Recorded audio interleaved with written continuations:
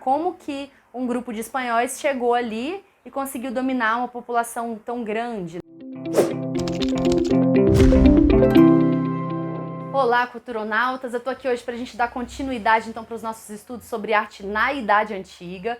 E hoje eu vou falar sobre os povos pré-colombianos, maias, astecas, incas, olmecas, que são povos muito interessantes em termos culturais. Eu vou falar primeiro um pouco das características gerais dessas civilizações, o que eles tinham em comum, e depois eu vou falar das particularidades de cada um deles. É um desafio falar tudo isso dentro desse espaço de tempo, sem ficar muito superficial e ao mesmo tempo sem o vídeo ficar muito longo, mas segura a onda aí que vai valer a pena. A gente vai falar sobre chocolate, a gente vai falar sobre Machu Picchu, a gente vai falar sobre as linhas de Nazca. Eu vou apresentar para vocês umas tecnologias de ponta que estão rolando para ajudar a arqueologia a descobrir mais coisas aí sobre esses antepassados das Américas. Mas antes da gente continuar, já se inscreve logo aqui no canal pra gente fazer esse canal crescer, prosperar, alcançar mais pessoas que precisam desse conhecimento e também para valorizar o trabalho da professora aqui, tá certo? Então bora! O continente americano tinha diversas sociedades e etnias. Os maias, astecas e incas, eles têm um destaque em termos do desenvolvimento cultural que eles tiveram. A gente chama eles de pré-colombianos porque era a galera toda que estava habitando ali, povoando o local até a chegada de Cristóvão Colombo em 1492, quando aconteceu esse encontro cultural e também começou a exploração. Os espanhóis encontraram muita técnica que não tinha na Europa, os sistemas de irrigação super tecnológicos da agricultura, a arquitetura também super complexa. Esses povos nativos das Américas acreditavam em deuses das águas e tinham profecias de deuses que viriam pelos mares. Então, quando os espanhóis chegaram nas embarcações, muitos deles acreditaram que eram esses deuses chegando. Então, eles foram razoavelmente receptivos, o que facilitou um pouco esse processo da colonização. Não foi só isso, que facilitou. Você deve se perguntar como que um grupo de espanhóis chegou ali e conseguiu dominar uma população tão grande, Tiveram outros elementos que aí você entra aí no setor da história para fazer essa pesquisa um pouco mais profunda. Os europeus se deslumbraram com o ouro, com a arte, com a arquitetura, com a astronomia, com a matemática e com a estrutura social. Mas eles chegaram com um olhar bastante etnocêntrico, Assim, tipo, nós somos superiores, o que eu posso explorar aqui? Enfim, mas também tinham algumas exceções. Então eu vou citar aqui para vocês algumas das características em comum de todas essas civilizações. Eram politeístas e os deuses representavam os próprios elementos da natureza e seus fenômenos, sol, lua, montanha. Suas religiões envolvem sacrifícios humanos. A agricultura era a base da economia desses povos. As construções eram alinhadas com a astronomia, tinham as pirâmides em degraus, que lembram um pouco os zigurates lá da Mesopotâmia. Tinham complexos sistemas de irrigação. Eles não tinham animais de carga, nem grandes veículos de roda. Eles não usavam ou não conheciam a roda.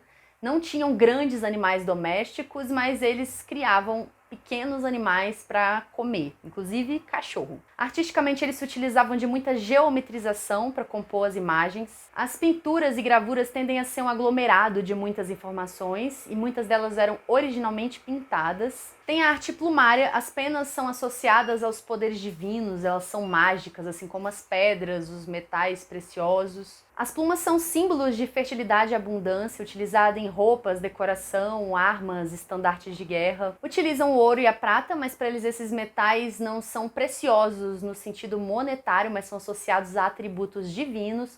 O ouro tem a força do sol e a prata da lua. Milho, batata, feijão, abacate eram alimentos comuns por ali e, inclusive, ainda são. Antes de falar dos povos maias, astecas, incas, eu quero falar um pouco dos olmecas, ou povo da borracha, que viveram aí entre 1540 a.C. e ficaram famosos pelas suas cabeças colossais, que são umas esculturas em forma de cabeça com tamanho entre 1,5 m e 3 metros de altura. São esculturas em basalto de pedra com características em comum, como narizes achatados, os lábios grossos, um olhar concentrado ou em transe místico e um capacete cerimonial. Acredita-se que poderiam ser representações dos reis. Eles desenvolveram uma escrita hieroglífica e calendários que influenciaram os povos posteriores. Fizeram estatuetas de jade, de pedra, de osso, e a arte estava presente nos objetos cotidianos. Bom, gente, também teve uma cidade que foi a maior civilização dessa região da Mesoamérica até a chegada dos astecas, que foi Teotihuacan. Lá viveram os teotihuacanos e eles fizeram algumas pirâmides importantes. A pirâmide do Sol, que fica em cima de uma caverna e tem a ver com a mitologia da criação para eles. A pirâmide da Lua, do mesmo tamanho da do Sol, e a pirâmide da serpente emplumada, maior de todas. Tinham murais por toda a cidade, tem um aí da grande deusa Tlaloc, a deusa da chuva,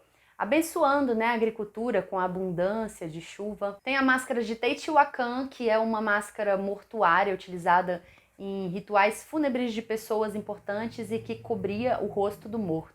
Era um símbolo de transição do estado humano para o divino. Acreditava-se que quem era enterrado nessa cidade se tornaria um herói deificado ou um deus-herói. Beleza, meu povo? Então vamos começar a falar aqui dos povos mais pops dessa antiguidade americana. Vamos falar agora dos maias. Os maias viveram na América Central, na península de Yucatán, onde hoje fica Guatemala e Honduras, e um pouco do México e El Salvador. A história deles começa no século III a.C., e eles já estavam em plena decadência no momento da chegada dos espanhóis ali, então foi mais fácil dominar aquela região que já estava parcial ou totalmente vazia. Os espanhóis encontraram ruínas, escritos. As escritas maias eram hieroglíficas baseadas em elementos cósmicos. Era o sistema de escrita mais elaborado e sofisticado desses povos, com pictogramas e símbolos para as sílabas. Foram ferozes na matemática, desenvolveram o conceito do zero, o vazio. Eles se desenvolveram muito na astronomia e também criaram o famoso calendário maia,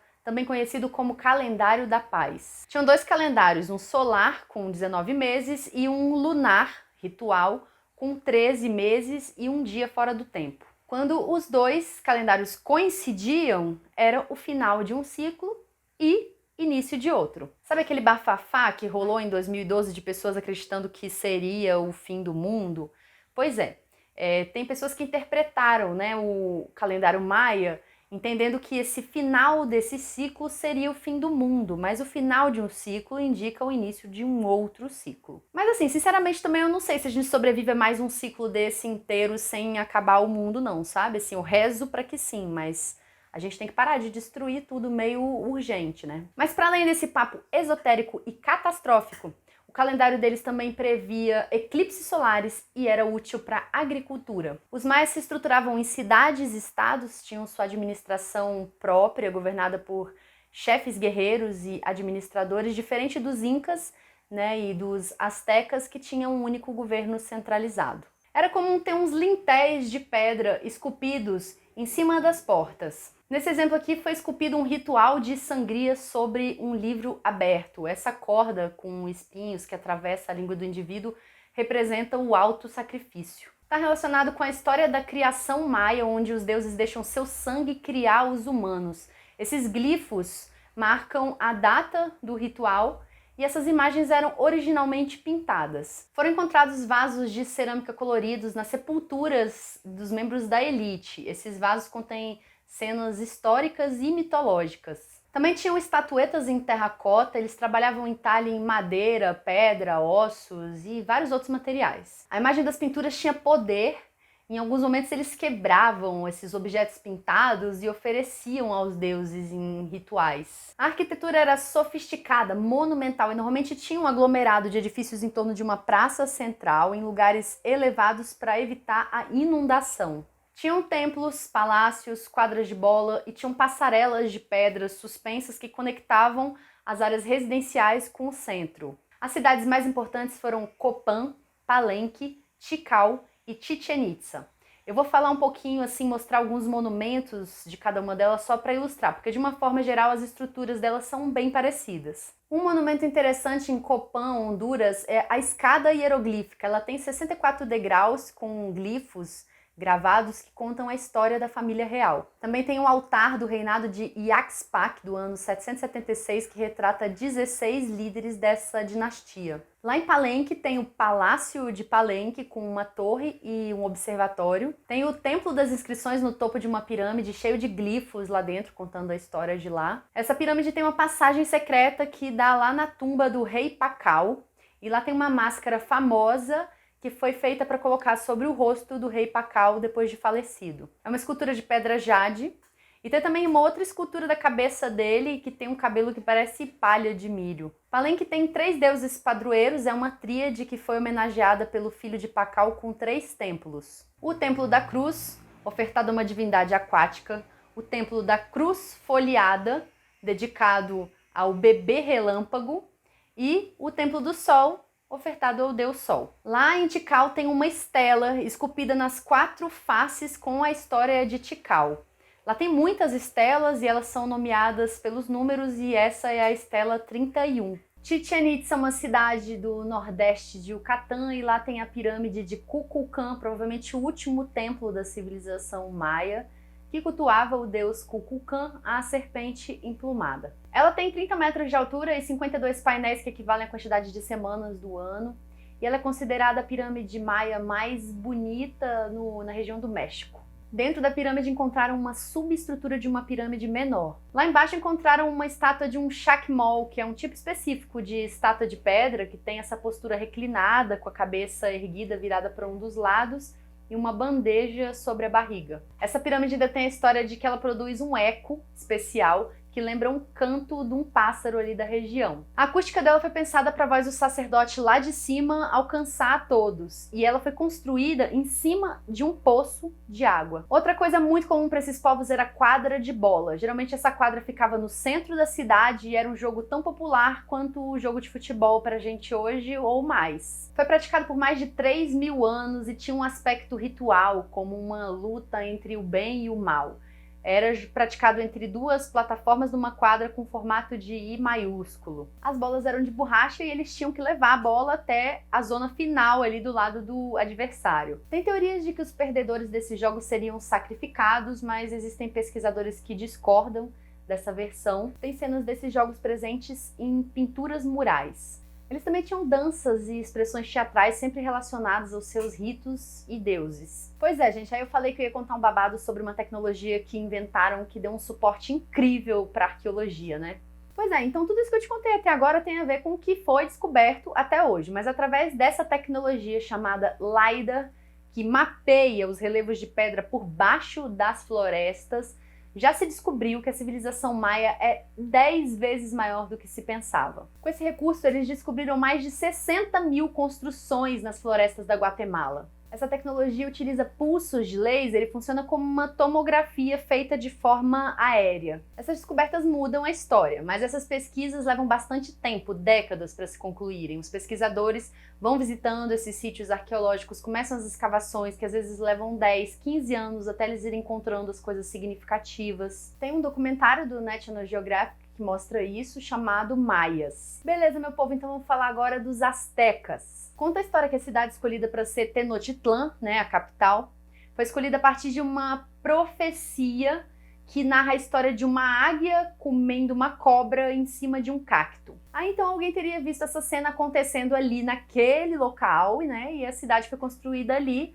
Esse símbolo hoje, ele tá na bandeira do México. Eles dominaram outros povos como toltecas, olmecas, chichimecas, e absorveram elementos das culturas desses povos. Toda essa galera guerreava muito entre si. Alguns pesquisadores acreditam que essa guerra também poderia ter um caráter ritual que definiria quem seria sacrificado aos deuses. A capital asteca, Tenochtitlán, foi uma das maiores cidades do século XVI, construída sobre um lago, né? Tinha caminhos elevados que levavam a terra passando por cima de um pantanal. Suas ruas eram canais, como os de Veneza, tinham aquedutos, tinha ilhas artificiais onde eles cultivavam hortaliças, milho, feijão, cacau. E, gente, pois é, o cacau era uma planta de poder para eles. Eles tinham um ritual do cacau onde eles preparavam, né, uma bebida do cacau com outras especiarias e tomavam e dançavam, entoavam cantos para entrar num transe místico, né? Inclusive esse ritual tem sido resgatado nos dias de hoje. Era uma planta desconhecida dos europeus que, quando conheceram, ficaram encantados. Daí o cacau, o chocolate, se torna um artigo de luxo na Europa.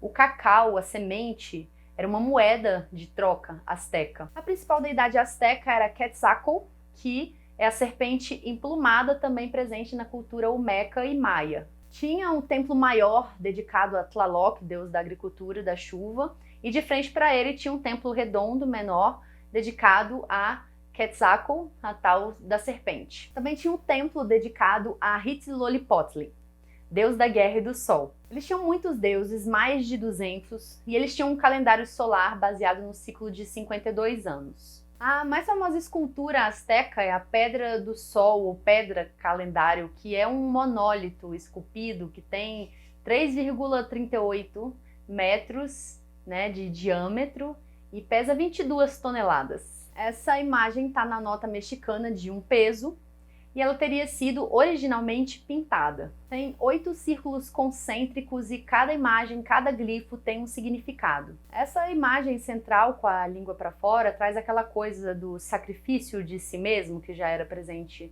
nas figuras maias. O ano tinha 18 meses de 20 dias e, de acordo com a visão deles, nós, enquanto humanidade, já vivemos 4 eras anteriores a essa que a gente está vivendo agora. As cidades tinham mercados, parques, zoológico, salões de barbeiro, tá bom?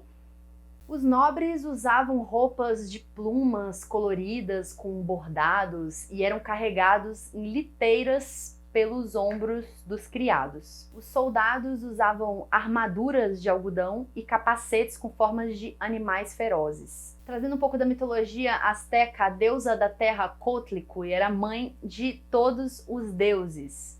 Era aquela com saia de serpentes, mulher de Mixcoatl ou serpente das nuvens. Ela tinha 2 filhos com ele, Coyolxauhqui, a deusa da lua, e Huitzilopochtli, o deus sol, e tinha dezenas de filhas estrelas. Ela varria o céu 2 vezes ao dia para anoitecer e para amanhecer. Ela era padroeira dos partos, da guerra, do governo, da agricultura, e um dia ela concebeu um filho, engravidou a partir de uma pluma que caiu sobre ela.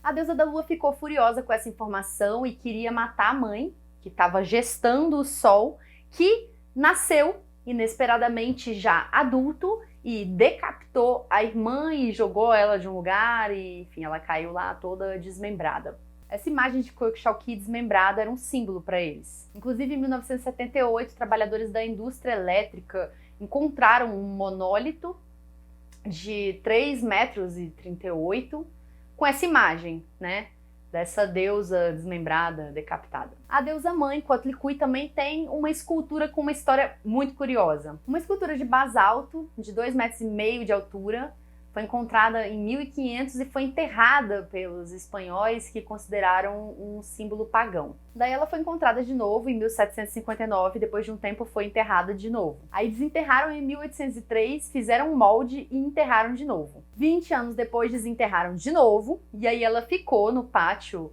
da universidade até o Museu Nacional Mexicano ser estabelecido. Ela tinha um colar com corações e mãos e um cinto com fivela de crânio. Só mostrando mais umas peças astecas para ilustrar mais um pouco, a gente tem o recipiente ou vaso Tlaloc, que é o deus da chuva, que é uma cabeça e servia para transportar água. Tem a máscara de Tezcatlipoca, que é um dos criadores mais importantes, e ela foi feita sobre um crânio humano. Esse deus tem um espelho de obsidiana, onde ele vê refletido todos os pensamentos da humanidade e de onde sairia uma fumaça mortal. Pois é, então, para completar essa jornada por essa tríade de civilizações, vou falar aqui sobre o Império Inca. Eles viveram onde é hoje o Peru, o altiplano peruano, e num pedacinho da Bolívia também, no século 13 depois de Cristo. Eles tinham muito ouro, utilizado para esses fins rituais que a gente já falou aqui. Tinham uma intensa preocupação com o bem-estar do povo, eram muito sofisticados e poderosos. Foi a maior civilização sul-americana, uma sociedade grande e complexa, formada pelo encontro de várias culturas. Os Chavin,